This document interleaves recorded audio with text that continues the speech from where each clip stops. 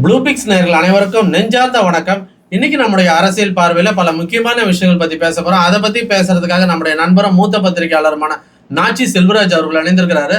வணக்கம். வணக்கம். தமிழ்தாய் வாழ்த்து. இன்னைக்கு சட்டமன்றத்துல தீர்மானம் நிறைவேற்றிருக்காங்க. அது ஒரு பக்கம் இருக்க சந்தோஷமான விஷயம். மக்களுக்காக இது வந்து ஒரு மக்கள் ரொம்ப சந்தோஷப்படுறாங்கன்னு சொல்லிக்கிறாங்க. அதே நேரத்துல இது சட்டமா ஏற்றணும் அப்படின்ட்டு திமுக ஒரு கோரிக்கை வச்சிருக்காங்க. இதை எப்படி பாக்குறீங்க? திமுக 5 வருஷம் ஆட்சியில் இருந்தாங்க, என்ன பண்ணாங்க?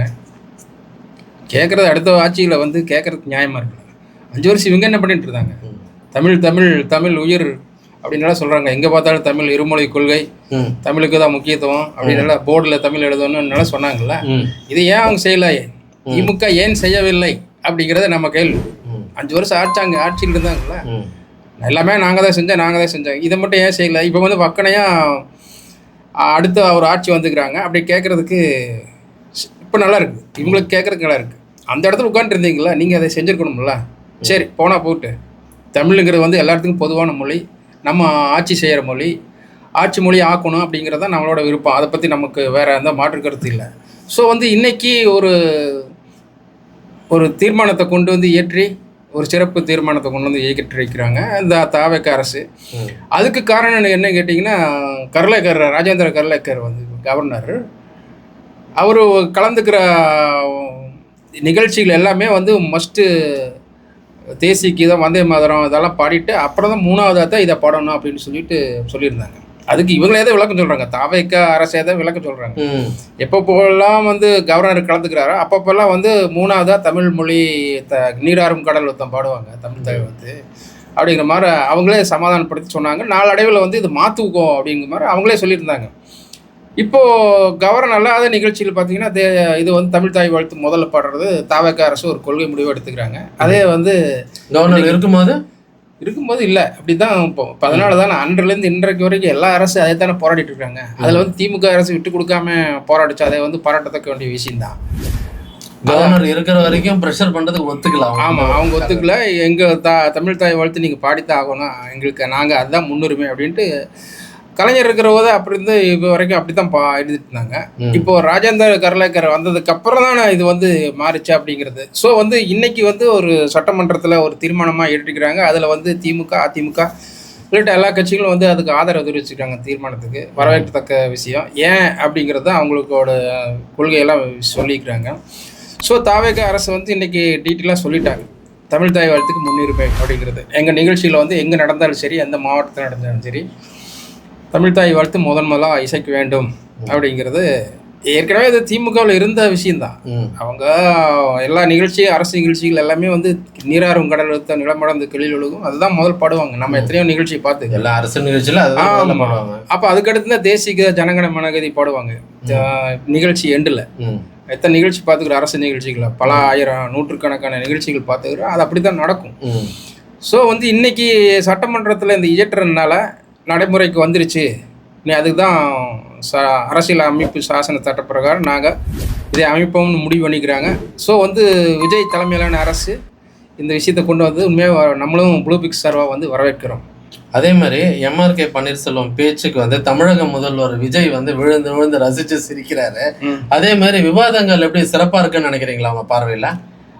ஆமாம், இந்த உதயநிதி கைதுக்கு அப்புறம் வந்து ஒரு மாற்றம் தெரியுதுன்னு தான் நான் பார்க்குறேன்.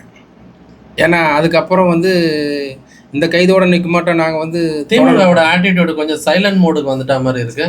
டிஃபென்ஸ் ஆடுறாங்களா? டிஃபென்ஸ் ஆடல, அப்படியே விட்டாங்க. இனிமேல் நம்ம எது வேணாலும் நம்மளை சேர்த்து அடுத்து நம்மளுக்கு வந்துடுவாங்க, அடுத்து நம்ம வீட்டு நோக்கி வந்துடுவாங்க அப்படிங்கிறது பயம் வந்துருச்சு. லஞ்ச ஒழிப்புத்துறை மேலே அவ்வளோ பயம் வந்துருச்சு. லஞ்ச ஒழிப்புத்துறை விஜயே என்ன வேணாலும் பண்ணுவார் அப்படிங்கிற ஒரு பயம் வந்திருக்கு. அது வந்து திமுக என்னையெல்லாம் ஒன்றும் செய்ய முடியாது, நாங்களாம் மிஸ்ஸாவை பார்த்தவங்க, அந்த காலத்துலேயே இது பார்த்தவங்க அப்படின்ட்டு யாரும் பட்டன்னு காட்டி விட்டு வாங்கன்னு கூப்பிட்ற அளவுக்கு யாரும் இல்லை. அந்த அளவுக்கு அங்கே தப்பு பண்ணி வச்சுக்கிறாங்க. ஸோ முதல்வர் விஜய் எதையும் செய்வார்னு சிம்பாலிக்காக உதயநிதி அரசு மூலமாக நிரூபிச்சாரு. கண்டிப்பாக. அதனால எந்தெந்த அமைச்சர் இப்போ எந்திரிச்சு பேசுறாங்க, திமுக யாருக்கும் பயப்பட மாட்டாங்களா சொல்லுவாங்க. பயந்துட்டாங்களே. இப்போ இந்த நடவடிக்கை எல்லாமே தெரியுதே, பயந்துட்டோம் அப்படிங்கிற மாதிரி சொல்லாமல் சொல்லிக்கிறாங்க. ஏன் வந்து ஏவா வேலு வந்து ஏற்கனவே வந்து காமெடியாக பேசுவார். கலைஞர் எப்போவெல்லாம் வந்து சூடாக்குறாரு அப்போ வந்து காரில் ஏறி அப்படிம்பாரு, அவரை தான் காமெடியாக ஆக்குவாங்க. சும்மா பேசிட்டு இருக்கிற போது ஏதாச்சும் சூடாக விவாதம் பண்ணுவோன்னா ஆராசாவை தூக்கி உட்கார வச்சுக்குவாங்க காரில். காமெடி வேணும்னா இவரை தூக்கி உட்கார வச்சுக்குவாங்க ஏவா வேலு. இன்னைக்கு வந்து திமுகவே வந்து ஏவா வேலை முன்னாடி நிறுத்தி பேச வைக்கிறாங்கன்னு என்ன அர்த்தம்? கலகலா காமெடி அந்த வெப்பமாக இருக்கிறது என்ன சொல்கிறது, அந்த ஹீட் மோடை வந்து இப்போ மாற்றுங்க, அப்படியே கொண்டு போங்க, எல்லாரும் சிரிக்க வைங்க அப்படின்ட்டு. விஜயே ஒரு இருந்தவர் 2-3 நாளைக்கு முன்னாடி எல்லாரும் ஓட்டு சமூக வலைதளங்களில் அவரை போட்டு கலாய்ச்சிட்டு இருந்தாங்க. அப்படியே உடனே உட்காந்துருந்தவர் அப்போ இன்னைக்கு பார்த்தீங்கன்னா சிரிச்சுட்டே இருக்காரு. என்ன காரணம்? அதுதான் இப்போ எல்லாம் அதே மாதிரி இவர்களை அவங்க நினைச்ச வேலையெல்லாம் வந்து இவங்க விழுந்துட்டாங்க அப்படின்னு தான் அர்த்தம். இப்போ தாவேகா மினிஸ்டர்ஸும் வேற லெவல்ல இறங்கி ஆடுறாங்க. அதாவது ரமேஷ் வந்து அமைச்சர் என்ன சொல்லியிருக்கிறாருன்னா, நீங்க வந்து கான்கிரீட் போட்டீங்கல்ல கரும்பு தோட்டத்துக்குள்ள அப்படின்றாரு. ராஜ்மோகன் வந்து டிஎம்கே எம்எல்ஏ ஒருத்தர் சொல்ல, என்னோட பொண்ணு வந்து கேட்டுச்சு விஜய் சாருக்கு எதுவுமே தெரியல. ஆமா எதுவுமே தெரியல, லஞ்சம் வாங்க தெரியல, அதெல்லாம் தெரியலன்னா உங்க பொண்ணுகிட்ட போய் சொல்லுங்கன்னு ராஜ்மோகன் போட்டுத்தாக்க. இதெல்லாம் ஒரு பக்கம் பார்க்கும்போது தாவேகா வந்து எல்போர்ட்ல இருந்து மாறிக்கிட்டு வராங்கன்னு சொல்லலாமா? அதாவது அவையில வந்து திட்டத்தட்ட உட்காந்து ஒரு 4 மணி நேரம் 5 மணி நேரம் உட்காந்துருக்கிற போது அவங்களுக்கு அது ப்ராக்டிஸ் ஆகிடும். எல்லாத்துக்குமே கை பார்த்தா என்டையர் ஸ்டேட் பார்க்குதுன்னு தெரியும். ஆமாம், இது வந்து என்னென்னா அவையில வந்து என்னென்ன இல்லாத ஒன்று சொல்லக்கூடாது, 1. 2வது உளரக்கூடாது, 3வது வந்து புறம் பேசக்கூடாது, இல்லாத பேனுகிட்ட பேசக்கூடாது. அவைக்குன்னு ஒரு நாவடக்கம் இருக்குது, வரைமுறை இருக்குது. அதுக்குள்ளே என்ன வேணாலும் பேசலாம் அப்படிங்கிறது தான் இப்போ புரிஞ்சிருப்பாங்க தாவேகா உறுப்பினர்கள். அதன் அடிப்படையில் ஒரு 4-5 பேர் மட்டும்தான் அமைச்சர்கள். விவசாயிகள் போராட்டமே பண்ணலன்னு எம்ஆர்கே சொல்ல உடனே நிர்மல்குமார் எழுந்திரிச்சு அதற்கு கவுண்டர் கொடுக்க போட்டு தாக்குறாங்களே. இல்லை, அதுக்கு வந்து கவுண்டர் கொடுக்கறது வந்து அமைச்சர்களுக்கு வந்து எல்லாமே உரிமை உண்டு. அதே சமயத்தில் 4 பேர் 5 பேர் தான் பேசிட்டு இருக்காங்க. நிர்மல்குமார் பேசுகிறாரு, இவர் ராஜ்மோகன் பேசுகிறாரு, அப்புறம் அது போக கிட்டத்தட்ட ஒரு சபையினுடைய சாராம்சம் என்னென்னா, எதை பேசினாலும் எதிர்கட்சிக்கு நேராக பேசக்கூடாது. சபாநாயகர் முகத்தை பார்த்து பேசணும். அவர் மூலமாக தான் பேசி அவருக்கு வந்து அவர் கன்வே பண்ணுவார். அதுதான் விதிமுறை, சட்டசபை மன்றத்தோட விதிமுறை. இன்னைக்கு வந்து மரியம் வில்சன் நிதி அமைச்சர் வந்து பேசி ஏதோ ஒரு சண்டைக்காரன் பேசுற மாதிரி பேசுறாரு. நான் அப்படிதான் பேசுவேன், எனக்கு இந்த தமிழ் தான் வரும் அப்படின்றது. அதுக்கு வந்து இவர் சப்பக்கட்டு கட்டினார் ஏவா வேலு, முன்னாள் அமைச்சர் திமுக. அவர் வந்து வட்டார மொழின்னு ஒன்று இருக்கு, அவங்க வந்து வீட்டுக்கு போறாங்கன்னு சொல்லுவாங்க, வீட்டுக்கு போறாங்கன்னு சொல்ல இவரு ஒரு வீட்டுக்கு அதை கட்டுறாரு. அது வந்து அது விளக்கம் சொல்றாரு அப்படின்ட்டு. ஆனால் வந்து நிதியமைச்சர் மரியம் வில்சன் வந்து ஒரு மிகப்பெரிய பொறுப்பில் இருக்கார். 8 கோடி மக்களுக்கும் இவர் பேசுகிறது தான் அங்கே போய் சேரும். அப்போ நிதியமைச்சருக்கு வந்து எல்லாமே 8 கோடி மக்களுக்கும் அவர் வந்து உட்பட்டவர். அவர் பொது ஆள் இல்லை. மரியம் வில்சன் எங்கேயோ பேஸ்கெட் பால் பிளேயர்னா அங்கே போய் விளையாண்டுக்கோ, என்ன வேணாலும் பேசிக்கோ.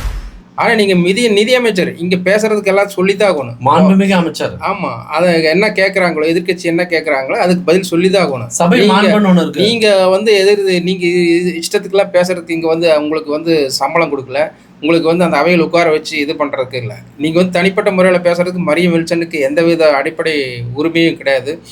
நீங்கள் 8 கோடி மக்கள் பிரதிநிதியாக தான் அவர் எதிர்கட்சி தலைவர் பேசுகிறாரு. அதுக்கு வந்து கேள்வி நீங்கள் பதில் சொல்லித்தான் ஆகணும். மரியம் வில்சன் எடுத்தேன் கவிழ்த்தேன்ங்கிற மாதிரி பேசுறது சரியில்லை. ஆனால் சபாநாயகர் அதை புரிஞ்சுட்டாரு. ஏன்னா அவருக்கு வந்து அவையில் நீண்ட அனுபவம் இருக்குது. நீங்கள் வந்து பேசுறது நல்லா தான் இருந்துச்சு, ஆனால் வந்து நீங்கள் வந்து மேலே நீங்கள் அங்கே பேசுகிற மாதிரி பேசாதீங்க, இந்த மாதிரி பேசும்போது போதுன்றாரு. அதாவது வந்து மரியம் வில்சன் இந்த பிரச்சனையை வந்து எதிர்கட்சி நினச்சா உரிமை மீறல் பிரச்சனை கொண்டு வரலாம் அப்படிங்கிறத ஒரு இது இருக்குது. ஆனால் அதை வந்து சப்பக்கட்டை கட்டி சபாநாயகர் பிரபாகரன் வந்து அதை இது பண்ணிட்டாரு. ஸோ வந்து அவையில் இப்படியெல்லாம் நீங்கள் சொல்கிறீங்களா தாவேக்கா நல்லா பேசுகிறாங்கட்டி, இந்த மாதிரியெல்லாம் பேசினா கெட்ட பேர் வந்து அரசுக்கு. அதனால மரியம் வில்சன் போன்றவர்களெல்லாம் வந்து மக்கள் பிரச்சனைகளை மக்கள் மொழியில் பேசுறது என்ன தவறுன்னு அவங்க சார்பாக அதில் சொல்கிறாங்க. இல்லை, அவர் ஒரு ஊருக்கு ஒவ்வொரு மொழி இருக்கு அப்படின்ற ஒரு விஷயத்த கொண்டு போறாங்கல்ல. இப்போ வந்து இவர் புசியானதுக்கு வந்து 84 அப்படிங்கிறாரு. 84ங்க எனக்கு கேள்விப்பட்டு யாருமே 84 ஓகே அப்படி சொல்லலாம். அது சப்ப கட்டுறதுல என்ன இருக்குது?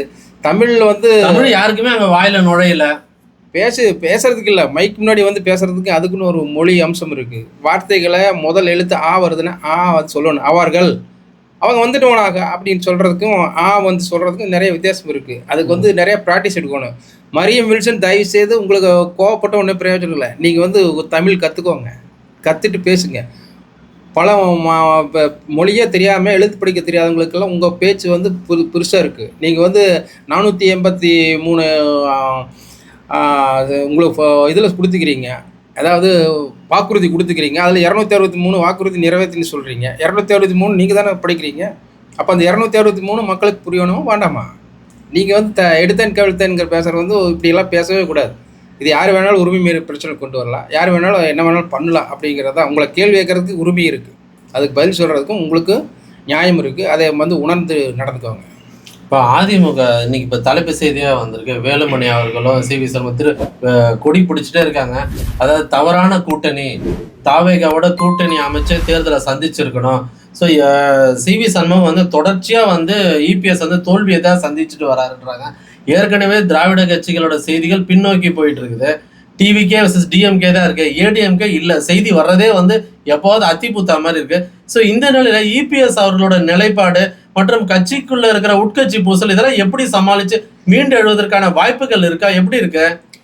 அதாவது எஸ்பி வேலுமணி ஆகட்டும், இல்லை சிவி சண்முகம் ஆகட்டும், விஜய பாஸ்கர் ஆகட்டும், இவங்கெல்லாம் இந்த எடுத்த பிரச்சனைகள் கரெக்டாக தான் போச்சு. ஆனால் கொண்டு போன விதங்கள் சரியில்லை அப்படிங்கிறதான். இன்றைக்கி ஏன்டா அந்த பிரச்சனையை நாம் பண்ணி முதல் வரிசையில் இருந்தவர் சட்டசபன்றத்தில் வந்து வேலுமணி கடைசி இடத்துக்கு போய் உட்காந்துருக்காரு. இன்றைக்கெல்லாம் அதுக்கு பிரச்சனைக்கு என்ன பிரச்சனை, எப்படி கொண்டு போயிருக்கலாம், எப்படி தீர்த்துக்கலாம் அப்படிங்கிறது வந்து அவங்களுக்கு தெரியல. அவர் வந்து அந்த விஷயத்தில் வந்து எடப்பாடி கே பழனிசாமி அவர்கள் திறம்பட வேலை செஞ்சு அவங்கள எங்கே அடித்து உட்காரணுமோ அங்கே உட்கார வச்சுட்டார். ஏன்னா அவர் பொதுச் செயலாளருங்கிற போஸ்டிங் இருக்கிறனால அதே சட்டத்திட்டங்கள் உணராமல் இவங்க வந்து 3 பேருமே தலை கொடுத்து மாட்டிட்டாங்க அப்படிங்கிறதா யதார்த்தமான உண்மை. எதிர்காலத்தில் சிவி சண்முகம் ஆகட்டும், எஸ்பி வேலுமணி ஆகட்டும், அவங்களோட அரசியல் வாழ்க்கையெல்லாம் இன்னைக்கு கேள்விக்குறி தான். பெரிய பிரச்சனையாயிருச்சு. இவ்வளவு அனுபவம் வச்சுட்டு இன்னைக்கு கட்சிக்காரனும் அவங்க எங்கே போகிற பக்கமும் எதிராக கோஷம் போடுறாங்க அப்படிங்கிறது நல்லாவே தெரியுது. தொண்டாமுத்தூர் அரசியல் மட்டும்தான் நீ எஸ்பி வேலுமணி செய்ய வேண்டிய ஒரு நிலைமை இருக்குது. அதுக்கும் இடம் கொடுக்காம ஒரு சேமா வேலுச்சாமி முன்னாள் அமைச்சர் அவர் அங்கே போட்டு தொண்டாமுத்தூர் கூட இவர் கேப்சர் பண்ணிட்டாரு. எடப்பாடி பழனிசாமி ஆளு போய் சேமா வேலுச்சாமி தான் அங்கே மாவட்ட அமைச்சர், மாவட்ட செயலாளர். இல்ல இப்ப உட்கட்சி பூசலோட தொண்டர்கள் மனநிலை எப்படி இருக்காங்க? தொண்டர்கள் மேல் தட்டத்துல அடிச்சுக்கிட்டே இருக்காங்கல்ல, ஒருத்தர் மாத்தி ஒருத்தர் குறை சொல்றது. எடப்பாடி பழனிசாமி சொல்றதை பொறுத்த வரைக்கும் என்னன்னு கேட்டீங்கன்னா, தொண்டர்கள் பத்தி பிரச்சனையே இல்லை. 1 கோடி 1.25 கோடி ஓட்டு எங்களுக்கு இருக்கு. இரட்டை இலை யார் எங்கே இருக்குதோ அங்கே மட்டும்தான் அதிமுக இருப்பான். நிர்வாகிகள் தான் பிரச்சனை. அதைத்தான் பிரபகாண்டம் பண்ணி பத்திரிகைகளை எழுத ஆரம்பிக்கிறாங்க. அதனால அதிமுகவில் பெரிய குழப்பம் அப்படின்னு எதுவுமே கிடையாது அப்படிங்கிறத அவரோட ஸ்டாண்டு. இப்போ அதிமுகவில் குழப்பமே இல்லை, தொண்டர்கள் ஸ்ட்ராங்காக இருக்காங்க. தொண்டர்கள் ஸ்ட்ராங், அவ்வளோதான். இப்போதைக்கு எட்டலை எங்கே இருக்குதோ அங்கே தான் தொண்டர்கள் இருப்பாங்க. அதனால் அதிமுக வாட்டுக்கு அவங்க வாட்டுக்கு போயிட்டு இருக்காங்க. என்ன செய்திகள் பெருசாக ஒன்றும் வர்றதில்லை. 10 ஆண்டுகள் வந்து தொடர்ந்து ஆட்சியில் இருந்ததே இல்லை. 5 ஆண்டு காத்திருப்பாங்க, அடுத்த 5 ஆண்டுக்கு போயிடுவாங்கங்கிறத நிலம்பிருச்சு. இப்போ தாவேக்கா ஜெயிச்சதுனால அப்போ அந்த இடம் காலி ஆயிடுச்சு அவங்களுக்கு. அதுதான் இப்போ நீ மீண்டு வருவாங்களா அப்படிங்கிற அவங்க செயல்பாடில் தான் இருக்குது. இப்போ அப்படியே யூ டர்ன் பண்ணி அந்த கொஞ்சம் போலீஸ் ஸ்டோரின்னு சொல்லுவாங்க. ஆமாம், அது இப்போ அன்லிமிட்டெட் போலீஸ் ஸ்டோரி கொஞ்சம் நிறையாவே வந்திருக்கு நியூஸ். ஒரு 2-3 நாள் நம்ம சரியா பேசல. ஒரு இந்த நியூஸ் போதும் ஒரு குட் நியூஸ்ல ஆரம்பிப்போமா? ஒரு குட் நியூஸ் வந்து அது சிஎம் வந்து ஒரு விஷயம் அறிமுகப்படுத்திருக்கிறாரு. அதுக்கு போகிறதுக்கு முன்னாடி இந்தியாவில் சிறந்த சில ஊர்களை வந்து ஒரு 10 சிட்டிஸை தேர்ந்தெடுத்திருக்காங்க. அதில் நம்ம கோயம்புத்தூர் சிட்டி 10 மார்க்குக்கு 9 மார்க் வாங்கி 2ஆம் இடத்தை பிடிச்சிருக்காங்க. Oh very good. Coimbatore commissioner Kannan தான் வந்து இந்த தகவலை தெரிவிச்சாரு. ஓ வெரி குட். இதை பார்க்கும்போது பீஸ்ஃபுல் கல்ச்சரா அங்க, அது இல்லாமல் லோ வயலன்ஸ் கிரைம் ரேட்லாம் குறைவா இருக்கான், மக்கள் அமைதியா இருக்காங்களாம். முதல் இடத்த வந்து சண்டிகர் வந்திருக்கு. அங்க வந்து plant city, low crime, strong policing இருக்கு அப்படின்றாங்க. அதுக்கப்புறம் மைசூர், அதுக்கடுத்தது பூனே, சூரத்னு ஒரு 10 இடங்கள் கொடுத்துருக்காங்க. இது உண்மையிலேயே வந்து தமிழ்நாடு போலீஸுக்கு, கோயம்புத்தூர் போலீஸாருக்கு இது வந்து ஒரு வாழ்த்துக்களை தெரிவிச்சுக்கலாம். கண்டிப்பா இது குறித்து அவருக்கு வாழ்த்து தெரிவிச்சுட்டு நம்ம நேரடியாக பேசும்போது வேற என்ன விஷயங்களும் இது வந்து பெருமைப்பட வேண்டிய விஷயம். என்டையர் தமிழ்நாடு போலீஸுக்கு இது வந்து பெருமையை சேர்க்குது. சரி, வேற என்ன மாதிரியான விஷயங்கள் நீங்க சொல்லியிருக்கீங்க? ஏன்னா முதல்வர் வந்து இந்த கஞ்சா ஒழிப்பு, போதை ஒழிப்புல தீவிரமா இருக்குன்னா அதுக்கு வந்து தீவிர குழுக்கள்லாம் போட்டு சிறப்பாக பண்ணிட்டு இருக்கிறாராம். முக்கியமாக இந்த யூனிஃபார்ம் போட்டு ஷார்ட்ஸ் ரீல்ஸ் எல்லாம் பண்ணக்கூடாதுன்றது தெளிவாக அறிவுறுத்தி இருக்கிறாராம். முக்கியமான இன்னொரு விஷயம் சொல்லியிருக்கிறாருங்க, குற்ற பின்னணி கொண்டவர்களுடன் எந்தவித காவலர்களும் வந்து ஃப்ரெண்ட்ஷிப் வச்சுக்கிட்டு இல்லாத வேலையை பண்ணக்கூடாது. கோயம்புத்தூர் கமிஷனர் கண்ணன் சொல்லியிருக்கிறாராம். இது உண்மையிலே எல்லாருக்கிட்டையும் சொன்னோம். ஏன்னா எல்லாருமே குற்ற பின்னணிகளோட கொண்டவர்களோட ஒரு நட்பாக இருந்தாதான் சம்பளம் பத்தாதவங்களுக்கு சம்பளத்தை கொஞ்சம் அவங்க செஞ்சு கொடுப்பாங்க. இது போன்ற விஷயங்கள் வந்து வரவேற்கப்படுது. இன்னொன்று, சிங்கப்பெண் வந்து எப்படி செயல்படணும் மற்றும் பெண் அதிகாரிகள் வந்து என்ன மாதிரியான விஷயங்களை முன்னெடுத்து முக்கியமாக பொதுமக்கள் புகார் கொடுக்க வரும்பொழுது எப்படி மக்களை அவங்க அதாவது வர்றவங்களுக்கு அவங்க சாஃப்ட்வேர் டீல் பண்ண ஓகே முடியும் ரிசீவ் பண்றது எப்ப அந்த விஷயங்களை வந்து எந்தவித குறைபாடோட மீண்டும் அவங்க கமிஷனர் ஆபீஸ்ல மனு எடுத்துட்டு வந்துடக்கூடாது. சோ தீவிரமா சொல்லியிருக்கிறாரு. அதாவது தமிழக முதல்வர் வந்து ஒரு புதிய அறிமுகம் போதை ஒழிப்பிற்கு ஒரு 85 இன்ஸ்பெக்டர் ஒரு இன்ஸ்பெக்டர்ஸ் ஒரு 200-300 பேரை போட்டு ஒரு தனி டீம் ஸ்பெஷல் டீம் போதை ஒழிப்பிற்கு அதுக்கு ஒரு 260 கோடி ஒதுக்கி இருக்கிறாரு. இதெல்லாம் பாராட்டப்பட வேண்டிய விஷயம். ஆனா இன்னமும் இருக்கு. ஆனா அந்த துறையில ஒரு என்ன மாதிரியான ஒரு அதிகாரியை போட போறாங்க தலைமை பதவிக்கு? இப்ப சிங்கப்பெண்ணுக்கு வந்து பவானி ஸ்ரீவர்களை போட்டாங்க. சரி, அதே மாதிரி உளவுத்துறையில அஸ்ரா காருக்கு இருக்கிறார். இப்ப அவருக்கு மேல ஒரு ஏடிஜிபியை கொண்டு வர்றதுக்கான திட்டங்களை முதல்வர் அவர்கள் வகுத்திருப்பதாக தகவல்கள் தெரிவிக்கின்றன. முக்கியமா என்ன விஷயம்னா, சிஎம் அவர்கள் பதவி இருக்கும் போது பவர் சென்டர் ரைட்டு லெப்ட் அதெல்லாம் கிடையாது, எல்லாமே நான் தான் அப்படின்னு தெளிவா சொன்னாரு. ஆனா அதற்கு பிறகு காவல்துறையிலையும் மற்ற துறையிலும் ஐஏஎஸ் துறையிலையும் நியமிக்கப்பட்ட அதிகாரிகள் அந்த பவர் சென்டர்களால் நியமிக்கப்பட்டார்கள் என்பதை பல முறை எடுத்து சொல்லியிருக்கிறாங்க. இப்போ அந்த பவர் சென்டர்ல மொத்தமா ஒழிச்சுட்டு வரப்போற எஸ்பி மாற்றங்களும் சரி அதிகாரிகள் மாற்றமும் சரி எந்த லிஸ்டும் அவங்களுக்கு தெரியலையாங்க. இது உண்மையிலேயே வெல்கம் நோட்டு தானே. கண்டிப்பா. அதே மாதிரி லஞ்ச ஒழிப்பு துறைக்கு இயக்குனர் கிடையாது. இப்போ எல்லாரையும் மாத்திட்டே இருக்காங்க. இப்ப ஐஜி மகேஸ்வரி தான் வந்து அதை இப்ப பாத்துக்கிட்டு இருக்காங்க. ஸோ அந்த இடத்துக்கு வித்யா குல்கர்னி வரப்போறாங்கன்னு ஒரு செய்தி வர நம்ம டைரக்டாவே அவங்ககிட்ட ஃபோன் பண்ணி கேட்கும் போது அந்த மாதிரி செய்திகள் எதுவும் உண்மை இல்லைன்னு சொல்றாங்க. ஆனா இவர்கள் வந்து உளவுத்துறைக்கு ஏடிஜிபியா வருவதற்கான வாய்ப்பு இருக்கு. ஏன்னா அவங்க சிபிஐல இருந்திருக்கிறாங்க. ஓகே, நேர்மையான அதிகாரி, எந்த வித கான்ட்ரவர்ஷியலும் கிடையாது.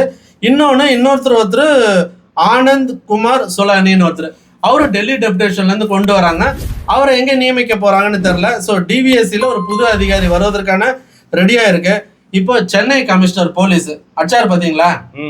ஞாபகம் இருக்கா? தொடர்ந்து போட்டே அந்த செய்திக்கு அப்புறம் பல அதிரடியான நடவடிக்கை எடுத்திருக்காங்க. அதாவது சென்னையில வந்து ஒரு சிசிபில மட்டும், ஏன்னா எப்பவுமே வந்து அந்த இடத்துல மக்கள் சம்பந்தப்பட்ட ஏமாந்து போனவர்கள பணம் தான் வரும், ஏமாந்துட்டாங்க. அந்த இடத்துல ஒரு 14 இன்ஸ்பெக்டர் கூண்டோட மாத்திட்டாராங்க. இந்த 3 மாசத்துல ஒரு 5 இன்ஸ்பெக்டர் வந்து இப்ப இந்த சரவணன், இப்ப இந்த புகாரி மேட்டர் இருக்குல்ல, அவரை போலீஸ் கஸ்டடியில எடுக்க போறாங்க. அதே மாதிரி இந்த ஒரு விஷயத்துல அந்த ரவுடிகளை நான் போலீஸ் அரெஸ்ட் பண்ண போறான்னு சொல்லி பல பேர் வசூல்ல ஈடுபட்டு இருக்கிறாங்க, வசூல் நடவடிக்கைகளை. இதற்கு அடுத்து சென்னை போலீஸ்ல 89,000 கேஸ் பெண்டிங்ல இருக்காங்க. அதுல 3 மாசத்துல 30,000 கேஸுக்கு சார்ஜ் ஷீட் போட்டாங்களாங்க. பரவாயில்லையே, வரவேற்றது. இந்த பெண்டிங் வச்சு இந்த கேஸை இழுக்கிறது, அவன் ஏபி வாங்கிட்டு போயிட்டான், இது வாங்கிட்டு போயிட்டான், அந்த கதையெல்லாம் சொல்லக்கூடாது. இமிடியட் ஆக்ஷன், அதாவது போய் பேசிக்கிட்டு இருக்கக்கூடாது, நடவடிக்கை தேவை அப்படின்றதுல சென்னை மாநகர காவல்துறை ஆணையர் அமல்ராஜ் அவர்கள் தீவிரமா நடவடிக்கை எடுத்துட்டு வர்றாரு. அதே மாதிரி நம்ம தாம்பரம் கமிஷனர் அவங்க ஒரு வாட்ஸ்அப் நம்பர் கொடுத்துருக்குறாங்க. அதன் மூலமா அது ஒரு விஷயம் இப்போ பிரபலமாயிட்டு இருக்கு தாம்பரம் பகுதியில். நீங்கள் வந்து சென்ட்ரல் கவர்மெண்ட்லேருந்து ஐபிஎஸ் அதிகாரிகள் எல்லாம் வர்றாங்க அப்படிங்கிற மாதிரி சொல்கிறீங்களா? அதுக்கு வந்து நம்ம வந்து சும்மா அப்படி போகக்கூடாது. என்ன வந்து இந்த அரசு வந்து ஏற்கனவே வந்து பாஜக அரசு அவங்க மேலோட ஒரு கள்ள உறவு வச்சுக்கிறாங்க அப்படிங்கிற மாதிரிலாம் போயிட்டு இருக்கிற நேரத்தில் இப்போ திடீர்னு 2 நாளைக்கு முன்னாடி வந்து மத்திய ஹோம் மினிஸ்ட்ரி வந்திருந்தார் அமித்ஷா. அவங்க வந்தபோது இவங்க தமிழக அரசு சார்பாக பெருசாக யாரும் ஒன்றும் போய் பார்க்கல, பேசலை அப்படிங்கிற மாதிரி ஒரு சந்தேகம் இருக்குது. அந்த பிரச்சனை யாருமே பேசலை. அது ஒரு முக்கியமான விஷயமா இருக்குது. ஏன்னா ஹோம் மினிஸ்ட்ரி வர்றபோது இவங்க புரோட்டோக்கால் பிரகாரம் வந்து முதல்வரோ இல்லைன்னா அது அமைச்சரவையில் யாரும் சகாக்களும் போய் பார்க்கணும் அப்படிங்கிறது தான் விதிமுறை. ஆனால் எடப்பாடி பழனிசாமி மட்டும்தான் பார்த்துருக்காரு. அவர் ஒரு உறவு வச்சுக்கிறனால, கூட்டணி கட்சி வச்சுக்கிறனால போய் பார்த்தாரா? ஏன் தமிழக சார்பில் யாரும் வந்து அவர் ரிசீவ் பண்ணல அப்படிங்கிற ஒரு வக்கு இருக்குது. ரெண்டாவது, இப்போ நீங்கள் ஐபிஎஸ் அதிகாரிகள் வந்து அங்கே போட்டுருக்காங்க, அவங்க அங்கேருந்து வர போகிறாங்க அப்படின்னா இதில் வந்து கவர்மெண்ட்டே, இப்போ ஸ்டேட் கவர்மெண்ட்டே வந்து அவங்க கேட்டாங்கன்னா தான் அங்கேருந்து ரிலீவ் பண்ணி அவங்க அனுப்புவாங்க. ஸோ வந்து சென்ட்ரல் கவர்மெண்ட் ஸ்டேட் கவர்மெண்ட்டுக்கு ஏதோ ஒரு உறவு இருக்குது.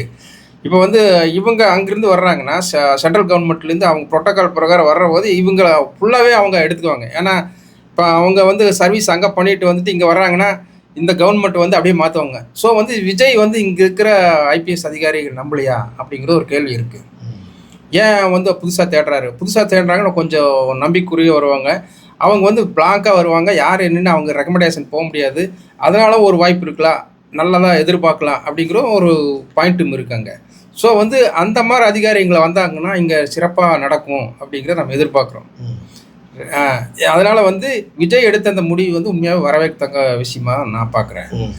இது அப்படி வந்தால் தான் அவங்க ஒழுங்காக இருப்பாங்க. இந்த லஞ்சம் ஒழிக்கிறதுக்கெல்லாம் ஈஸியாக முடியும். ஏன்னா யாருமே போய் ரெக்கமெண்டேஷன் போக முடியாது. இதுக்கு முன்னாடி ஒரு கேள்வி, பாஜகவுடன் திமுக நெருங்கி வருவதாக ஒரு செய்தியாளர் கேள்வி எழுப்ப, அதாவது முன்னாள் எம்பி கனிமொழி சோமு அவர்கள் என்ன சொல்லியிருக்காங்கன்னா, நிரந்தர விரோதியும் இல்லை நிரந்தர நண்பனும் இல்லைன்னு ஒரு பொடி வச்சு பேசியிருக்கிறாங்க. அது தலைமையோட அசைவு இல்லாமல் கண்டிப்பாக ஒருத்தர் தான் தோண்டித்தனமாக பேச முடியாது. இது எப்படி பார்க்குறீங்க? இது வந்து அவங்க பேசுனதை வச்சு நல்லாவே தெரியுது. ஏன்னா வந்து இங்கே தொகுதி மறுஆய்வு மசோதாவில் வந்து டிஎம்கே வந்து ஆதரவு தெரிவிக்க போகிறாங்க அப்படிங்கிறது நல்லாவே தெரியுது. ஏன்னா இவங்க எம்பிக்கள் கூட்டத்தை போட்டு உனக்கு என்ன தெரியும் எம்பிக்கள் கூட்டத்தை போட்டு பேசுகிற அப்படின்னு சொல்லிட்டு திமுக சார்பில் ஆராசா கேட்குறாரு. உனக்கு தெரிஞ்சால் தான் வந்து நாங்கள் எல்லாம் போடணுமா, அவங்க தெரிஞ்சால் தான் வந்து இதெல்லாம் பேசணுமா அப்படிங்கிறதெல்லாம் இல்லை அப்படின்ட்டு விஜய் தரப்பில் பதில் சொல்லி அந்த கூட்டத்தையும் போட்டாங்க. 19 MP வந்தாங்க. அவங்க கிட்ட வேணால் 39 MP இருக்கலாம், 51 மொத்தமாக 51 MP வருது தமிழ்நாட்டில், ராஜ்யசபா லோக்சபா எல்லாத்தையும் சேர்த்து. இவங்களுக்கு வந்து 19 பேர் தான் போயிருக்கிறாங்க அந்த கூட்டத்தில்.